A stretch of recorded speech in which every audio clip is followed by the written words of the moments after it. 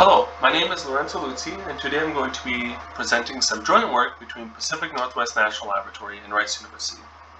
In this work, we're going to be talking about the evaluation of generative networks, such as GANs, and typically this is done using FID.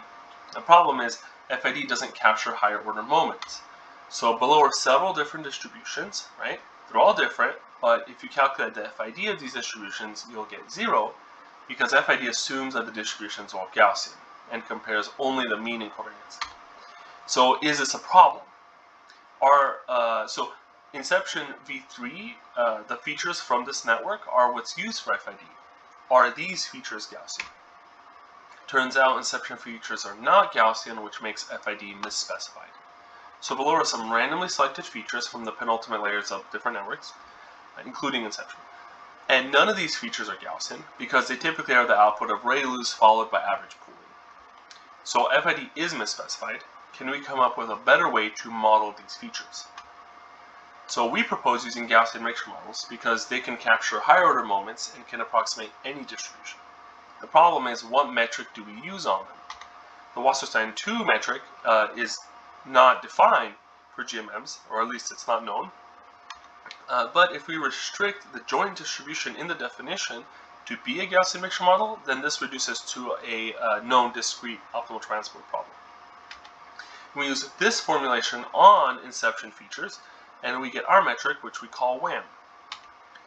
Now, to compare WAM and FID is a little difficult because they're different metrics and they have different scales. However, one thing we do is, so we do different image perturbations, and then we see how FID changes and how WAM changes, and what we would expect the change to be, and we can compare them. So for this first experiment, what we do is we perturb the image pixels less than 1% in order to change the feature means. Okay, so we barely change the pixels, but the means change. Okay, and so when we do this both for big GAN generated data and ImageNet data.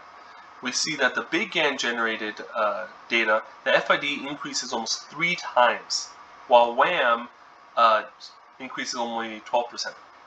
So there's a small change in WAM, but a huge change in FID, and this is bad because perceptually there is no difference. And the difference is even more stark with ImageNet data, where FID increases 12 times and WAM only increases 18%. And so WAM is less sensitive to imperceptible perturbations, which is great because that's what we want, right? If you can't see a difference, then you don't want your metric to tell you there's a difference. We did another experiment by adding random Gaussian noise to ImageNet images. And we see here, this is just one example, but we use the whole ImageNet validation dataset. We see this dog, and as we add 0.1 sigma and 0.5 sigma, 0.05, sorry, we see literally no difference. Like, it's imperceptible. Yet FID increases up to 6 times. And WAM, it does increase a little more than the last experiment, increases 50%.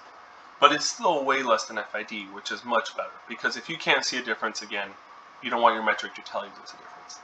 Now, as we increase the standard deviation, at 0.1, you can start seeing the noise a little bit.